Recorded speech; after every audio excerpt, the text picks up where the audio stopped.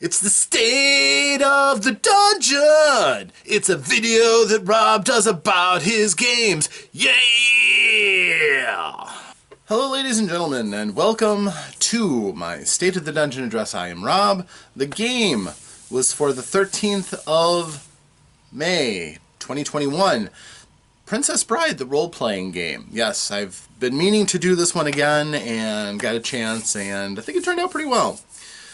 So, what I did was I took characters that I created for the first run through the Princess Bride. I kept them, but put a little bit more work into them. So, the characters as they were played were Josie, the wandering farm girl, who was out looking for her love of her childhood, who has been captured as a soldier. We had Arnor Blevins, who's a rogue from Florin City, who is looking for a big score. We have Bonk, the brute who came from a circus, who is looking for the one man who was able to beat him in a wrestling contest, because he has nothing really better to do than to reprove himself. We have Manfredi DeVasco, who is an agent of who we're not going to get into, but he's got his own reasons to have a group of friends around to do some daring do. We have, of course, Renoir Lefez, the fencer, who wants to prove himself as the greatest swordsman ever. And then finally, we have One-Eyed Pete, the pirate, and his rat, Billy. Now, quite a rogues gallery of people. We have ones who are very good at fighting, we have ones who can talk, we have ones who can think. It's a good blend all in all. The story opened, as this was the starting session, with Josie, fresh off the farm, having left to try to either make enough money to pay off the ransom for her love interest or find people who can help to free him. Now, Josie herself is beautiful, but she is a muscular gal. So unless you're really turned off by strong women, you would probably find her very appealing. She's very photogenic, and she walks around with a quarterstaff, and the rest of her garb is very peasant clothes. She has a dress and a vest over. Very few possessions. She knows how to live off the land quite well. So she goes into the city. She gets hassled by a guard because she's a lone woman traveling around, and that's not really heard of in these parts. So one guard hassled her. She got a chance to kind of set her character. She lipped off to him because she's a spunky gal, and was ready to throw down against an armed and armored guard when he was held back by his sergeant and told not to be a jerk. The sergeant kind of warned her to, mind her manners and to respect the law, and she was allowed to go into the city. As she's walking along the city, she, of course, has never been in the city, so she kind of was gawping. Despite the fact that Florin City is nothing compared to the great cities of Europe, it's still the largest settlement in Florin, so she was looking around at all the tall buildings, all the stone buildings, and the crowds of people who were here, merchants, and she saw poverty of beggars, and just all sorts of different things. People hawking different foods and goods, and she just was, like I said, walking around basically with her, keep picking up her jaw. Camera changes over to Arnor. Arnor is kind of looking for opportunities in the city. As far as things go, Arnor is an opportunist, and a higher class level of opportunist than a street pickpocket or snatch and grab artist. As he's looking around, he notices Josie, who's walking through the streets, presenting the only thing that she really is presenting. She has no goods. She has a walking staff, which is stout, and no purse, nothing looks like she has anything in her pockets or anything like that. That doesn't mean that there isn't something that she has that other people might want, however. And three goons, basically low-class robbers, all males, were looking at her like, they had ideas. Arnor intercepted them, moved up next to Josie, and acted familiar with her to dissuade the three goons. But the three goons knew who she was, knew who Arnor was. And they were determined that they weren't going to let Arnor get in their way. Now, Arnor is not very physically imposing. As a matter of fact, the slightest of the people in the group, Josie can bench press Arnor a few times easily. But Arnor does know the way of things, especially in the city.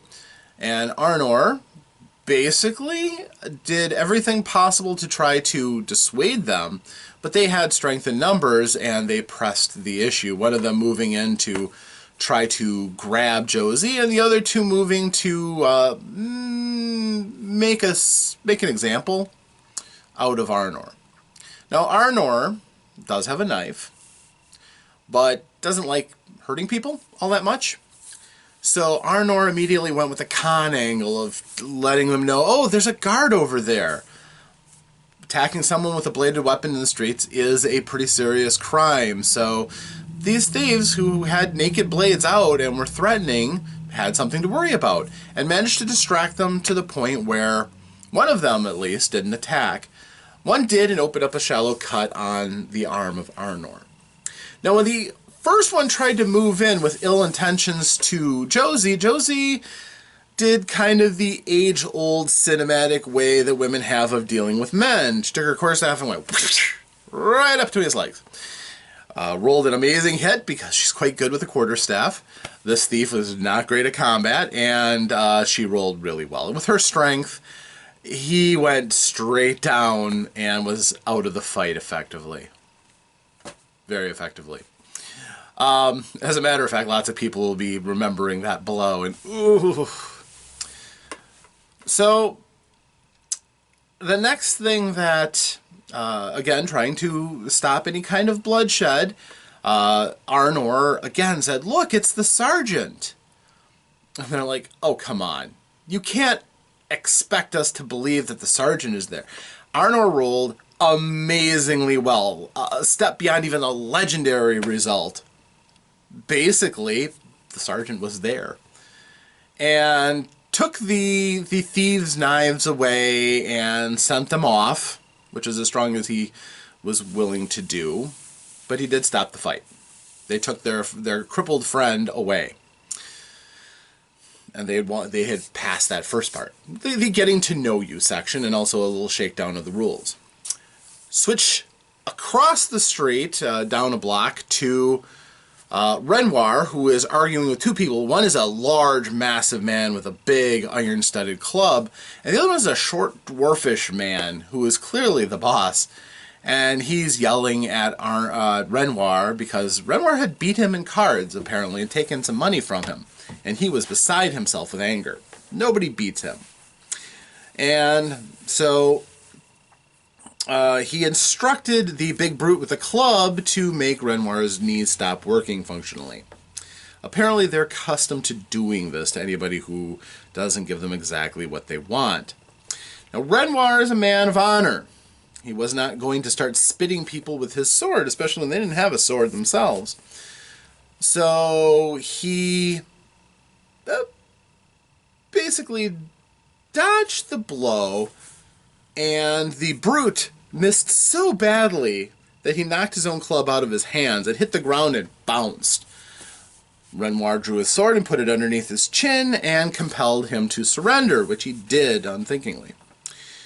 At this point, One-Eyed Pete came out of the tavern that Renoir and the other two had come out of recently, because, answering a call of nature, as is the custom of people in this town, right against the side of the building, and he noticed that the dwarfish man had pulled out a small crossbow, and at this range, that could be pretty dangerous.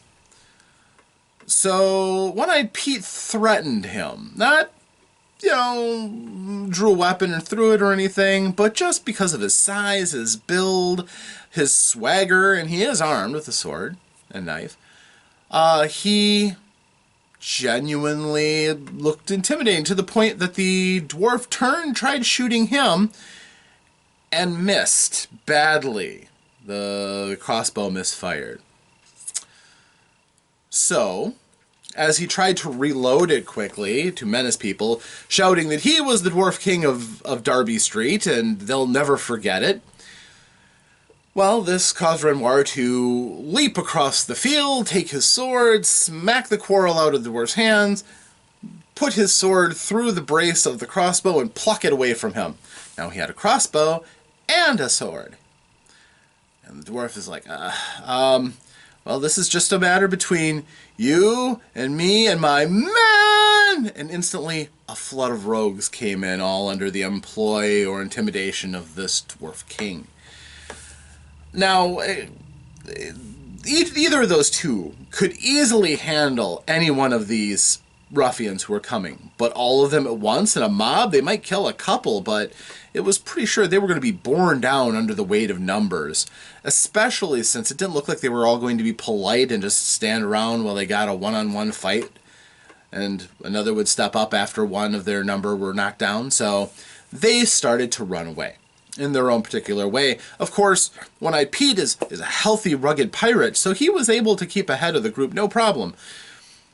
Renoir decided he was going to go to the roofs, and he saw a stack of crates, and he attempted to do his aerialist maneuvers to get up on top. This did not work. He had a particularly poor roll, and ended up crashing through a box to the point where he was wearing the box when he got done with it. It was around his midsection, his arms were sticking up, and his legs were out of the bottom of this shallow crate, trying to run through the streets this way.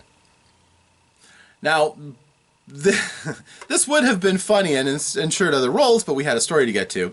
So I had to make a fate roll, basically, just all rolling and seeing where the results stood, and 2 people rolled quite well, and 2 people rolled really poorly. So Arnor and Renoir were destined to meet face-to-face in a run, because the 2 who had come out triumphantly all of a sudden realized that there were more people coming after them, and they had best hurry.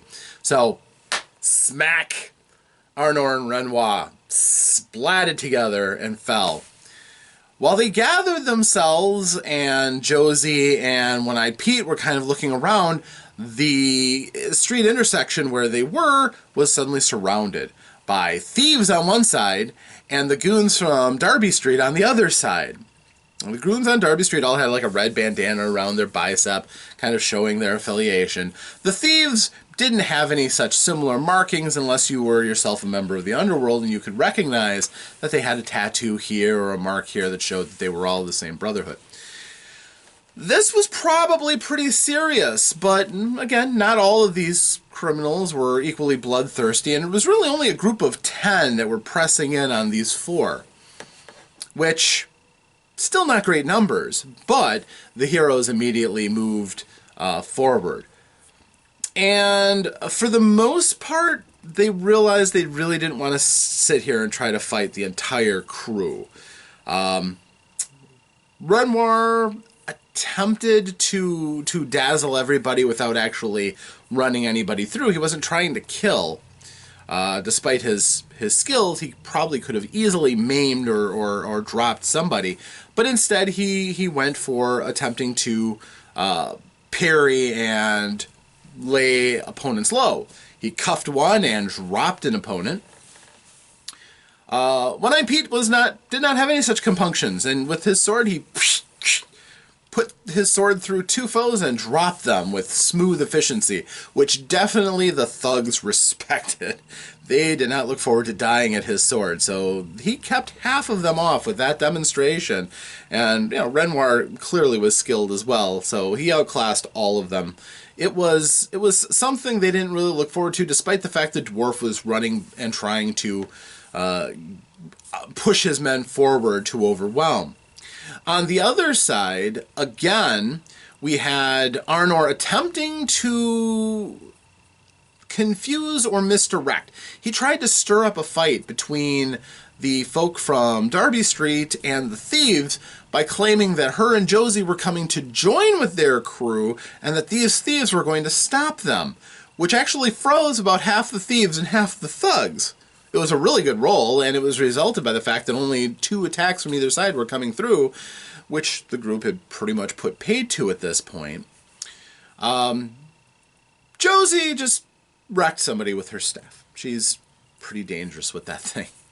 Again, moving up and swatting a foe away. At this point, Renoir was looking around and he realized that the only easy way out, there were two people who were standing with nobody behind them. Otherwise, everyone else was ringed several deep because these two groups had come in force. The way out was to run back in the direction of the main gate, but they had to get by two people. So Renoir moved up to attempt to do just that. However, one of the thieves was pretty incensed with Renoir attempting to do that. He poisoned a blade and threw it. But Renoir is very good at dodging. His fencing skills are quite impressive. And that instead went into the other thief who was still upright and killed him with one dagger throw. Renoir was coolly deadly. It's also kind of grimly hilarious that although he tries not to kill people, people still end up dying around him. It's quite comical. So at this point, the group had their way out, and they took off. Josie and Arnor left at speed. One-Eye Pete did not run away as hastily. He strode away, almost daring them to keep coming at him, demonstrating he wasn't afraid of the fight. And Renoir stuck alongside of him, letting anybody know that if they tried, they had two glittering swords to worry about. And in that way, they caused them to disengage. About that time, the guards started coming anyhow. They had to clean up the bodies in the street, even if they were corrupt and paid off by one side or the other. So the whole thing was pretty much finished. The group were allowed to talk amongst themselves, and they kind of described their motivations a little bit and found out that the one who came out mostly with his motivations was One-Eye Pete, talking about how his former Captain Prusse, had been captured after they had been ambushed by some Spaniards, and even though they had won, there was this group of raiders in a ship from Gilder who had captured his captain and slaughtered what was remaining of the crew, and only he had escaped. They had taken his booty, his share of the prize that the pirates had won over several months of being together, and his captain, who was a rather reputable captain and one of the best he'd served under. So this had earned them his enmity. But he was not able to pursue them at the time. Now he was looking for opportunities. Now, when they heard that these were, Gilder insurgents who had rushed in to the waters of Florin to do this raiding, this immediately dovetailed with the story that Josie had about her lost love. And the treasure portion of it certainly had piqued the interest of Arnor.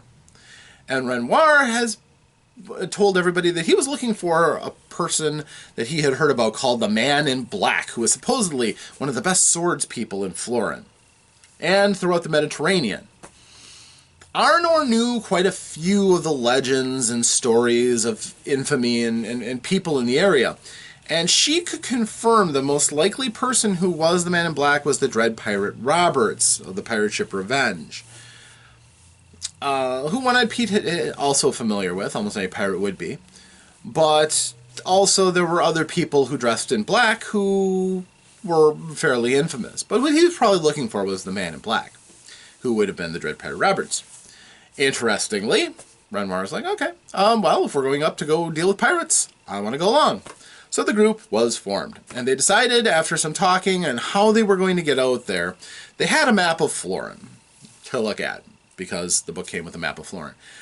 The map is the cartography on it is fine. A lot of the land is actually covered in lakes, but it's very bare. Very, very bare. A person could really make their own nation of Florin easily enough because there's so few landmarks, so few geographical features on it. It is pretty boring all in all as far as a nation goes, but you can do things with that. So with that, they decided that in order to get to the stretch of land that Arnor had decided that the stories had said that these raiders were at, which is a place called No Man's Land in the Bend, the northern most part of the island kind of swoops along in this bend in the coast, which forms a huge bay of calmer area that trade ships will generally pass through before they go back out into the unpredictable Mediterranean during the right seasons. And they decided that these raiders had probably taken some structure there and are using it as a base. Could be an abandoned lighthouse, could be any number of things.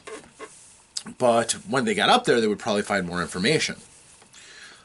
So they decided the best way, since one of them was a pirate and knows boats, was to go up to the southern shore of the lake, get a boat, cross the lake, and Bob's your uncle. You're there at the land. They also found out, as they were going along, they talked to various people who were traveling, and they found that there is a barony up in that, covering that northern stretch that kind of keeps law in the land, who serves under the king, and that there's probably going to be some information up there. They're supposed to, control law and order, and if there are these folk from Gilder who are raiding up there, that's probably something the Baron will have some say over.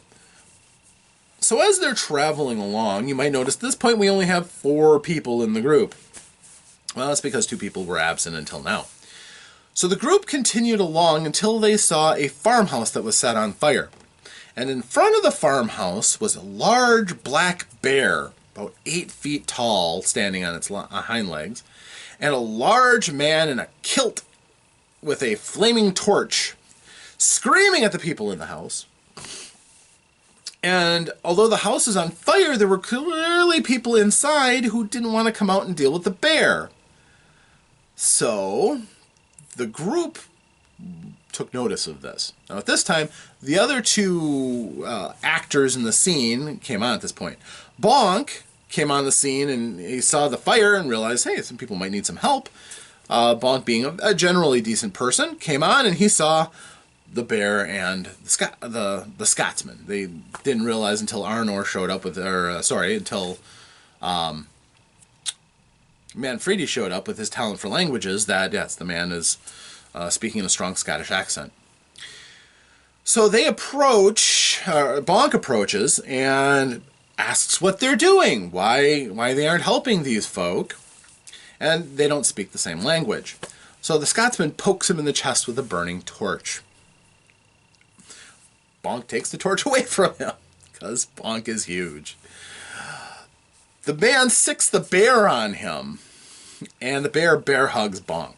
Now at this point, Manfredi is still keeping an eye on things. This giant of a man just came up, who is almost the same size as the bear, and this bear is going to start mauling him apparently, but it's just kind of keeping an eye on things to see how this plays out, when the rest of the group comes on at the same time. Now, even though he is kind of a scoundrel, Arnor's first thought was to run around the house and try to let the people out the back way so they don't have to come across the bear, they can get people out to safety, etc. This is just a small 2-room house, though. They don't have an exit. They have the entrance to their root cellar below, but that's it. So she's trying to prise off the shutters, that provide some security for the people, but at this point, they were impediment to them getting out of the house. So Arnor is trying to do that. At this point, basically subtlety is a little out of the window, so Renoir starts running across to see what he could do to help. He's too far away to get in and do anything in melee or anything, but he can run forward and put his presence in. So he does so with a great leap that brings him into the scene. It wasn't the greatest, the most legendary acrobatic move, but he got in and made his point known that, he's here too. One-Eyed Pete was not so altruistic, kind of slowly loping forward without really committing in a dash or anything. Again, interested to see how things played out and, to see if who was really on the right side, perhaps, or the side that he cared about. Josie also dashed forward, quarterstaff ready, because that bear looked kind of scary. Now the bear did end up biting Arnor, or kind of clawing him, Didn't do a great deal of damage, or sorry, not Arnor, Bonk. Bonk is huge. Bonk picked up the bear and tried throwing the bear onto the Scotsman. He didn't quite get the distance he was going for, but still, he bear hugged the bear back, which shocked the bear. Now, Manfredi didn't choose initially the option to attack. He was observing the scene in advance, and he noticed that the bear was very well trained by the Scotsman, and he learned the hand cues that the Scotsman had used.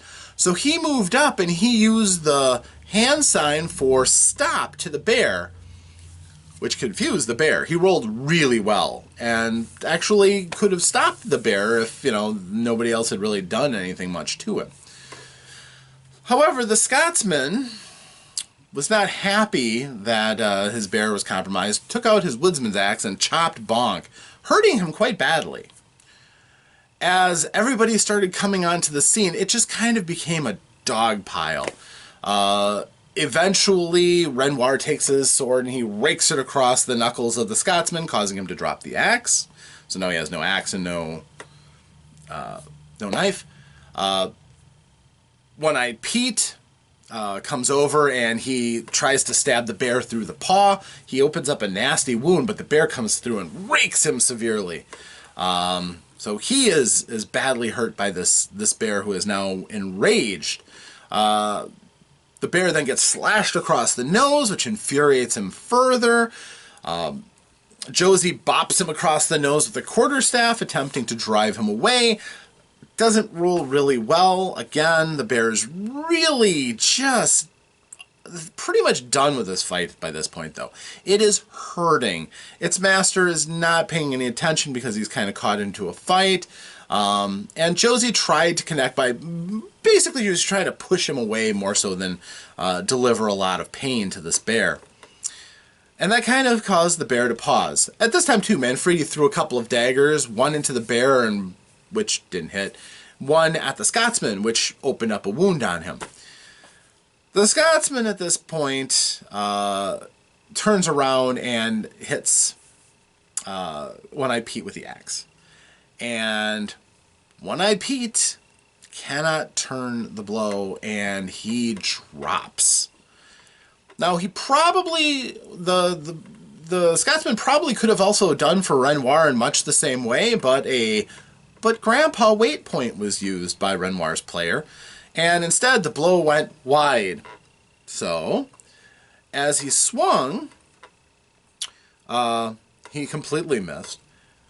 But the player of One-Eyed Pete chose not to use his Grandpa Weight Point, and he gets hit and drops. Now, because the Grandpa Weight Point doesn't just let you off the hook for free, it did end up knocking the sword free from Renoir. So Renoir picks up the cutlass that One-Eyed Pete was using, and he finishes off the Scotsman with a slash. He's good with any kind of sword, really. So that essentially ended the fight, and then Bonk finished everything by going over and thump. The door falls in, and the family gets out. The house is pretty much a loss. They do manage to talk the family into using the water from their water barrel to try to put out the fire from inside, but the house is eventually a complete loss.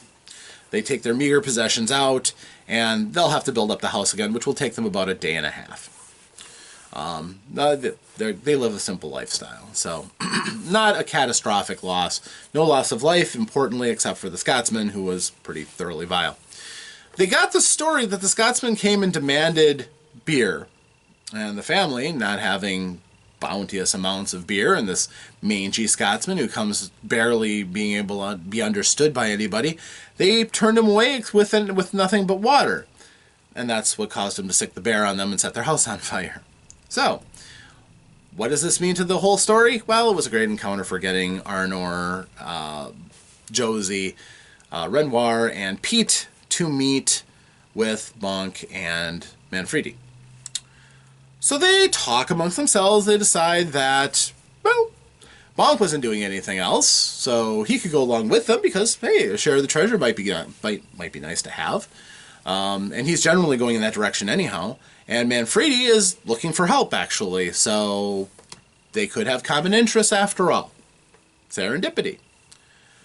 So they continue onward along the Great Road, and eventually they talk to some people and find out more details. For instance, the Baron, who is up north, his household is cursed. There's a plague that's affecting his people, but it only seems to affect the firstborn sons of families. Ah, the old Pharaoh's curse from the Bible. Well, immediately there's accusations that there's a witch or a hag who's causing this plague upon everyone. Seems pretty appropriate, and this is a land that has miracle workers and such, so yeah, they have the other side too. But there's some thoughts, maybe it's a poisoner, who knows? At this point the party doesn't have enough to know, but they know that the daughter of the Baron is roaming around looking for a cure for her brother who has been laid low by this curse, and the Baron is kind of beside himself, bending all of his will on trying to save his son. The cobbler who gave them that information was plucked from him by a very skillful demonstration of Manfredi's skill with gathering information from people. Turns out that the son isn't really all that well thought of. The daughter is actually considered a better candidate for rulership, but she's very dutiful and she's trying to look after her brother. So, could be some interesting stories taking place when they get up to there. But they also are told that up ahead at there's a fork in the road, one going off to the west around the lake and one going off to the east up to a portage, because there's a strait that basically separates the lake in two, a high lake and a low lake. And from there they should be able to take ships that can get them across the lake quickly.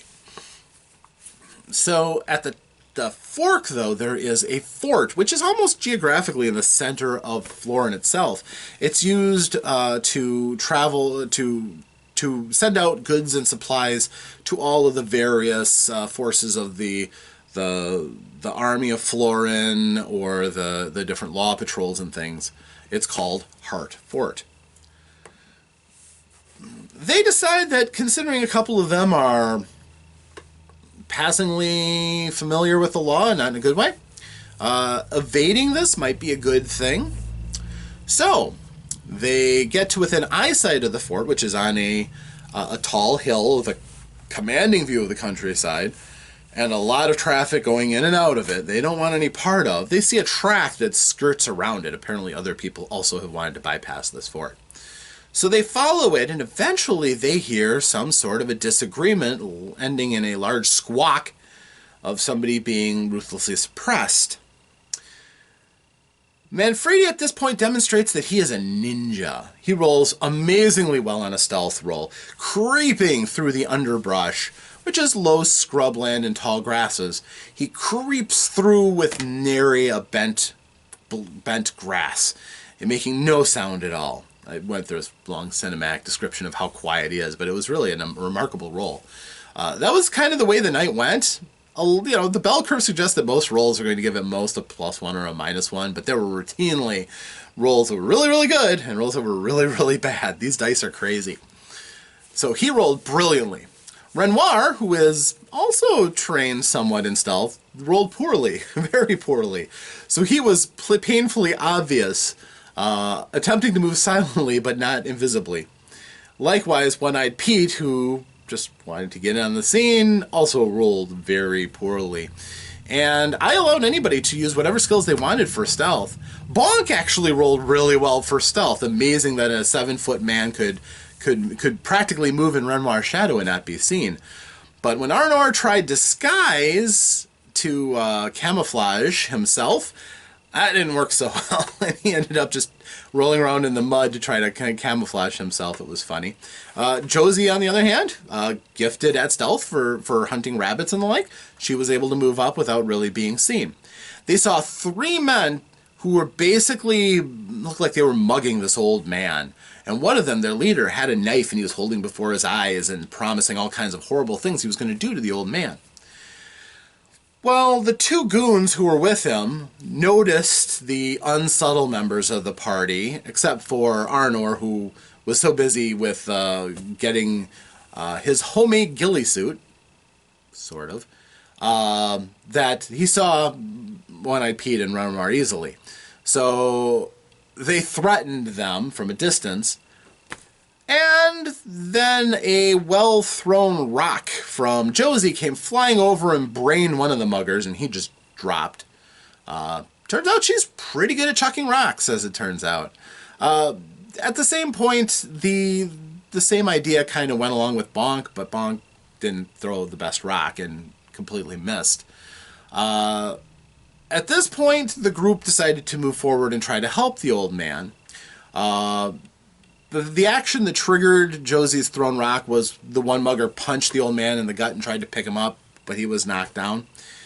The rest of the group moved up, and when they were alerted that the group was moving in, the guy with the knife suddenly turned and he threw it, and it nailed One-Eyed Pete. This time, there was a Grandpa Wait point that was spent as Renoir basically threw his sword in the way and deflected the knife, which was very good. But in the same point, he threw his sword away. So the fight ensued. It really wasn't a great fight because, again, it was 2 against 6. Even though Arnor really hadn't moved up to a point of being able to participate, Josie threw her rock and then spent some time moving up. But the leader of the muggers was pretty vicious. He actually did end up gigging One-Eyed Pete with his knife and gave him just a painful stomach wound. But then eventually the group did end up actually, no. I spoke out of order, actually. He went down because instead of the Scotsman being dropped because Renoir picked up his sword and took him down. That actually happened here. When One-Eyed Pete went down, Renoir picked up his scabbard and he ended up dropping the bandit leader as the group, had moved up to deal with him. And that was pretty much that. The other mugger saw the whole group coming and just ran headlong away. One single rock thrown by Josie missed, but he got away. And as a result, they ended up saving the old man, who turns out to be Miracle Max. Miracle Max, of course, was grateful, although he didn't sound too grateful necessarily. It's kind of sarcastic way. But he did go quickly and treat wounds where he could. He quickly sewed up One-Eyed Pete, rousing him up from his severe injury, and used a little miracle juice on Bonk to heal some of his injuries. And the group offered to take him with him up to the barony. So he accepted, because now he's got bodyguards rather than trying to travel alone through the woods. So also, it sounds like he knows quite a bit about the land and the landscape, and all told, he could be a useful person to have along with them. I need to work on my Miracle Max impressions, though, but we'll get there. We'll get there. That's what happened in the first session of the Princess Bride, the role-playing game for us, and hopefully you enjoyed this. This one I'm entitling Love and Gold, so that's the name of the story. Hopefully you enjoyed this. If you do, come back 2 weeks' time. We'll have another one of these State of the Dungeon addresses. And until then, farewell.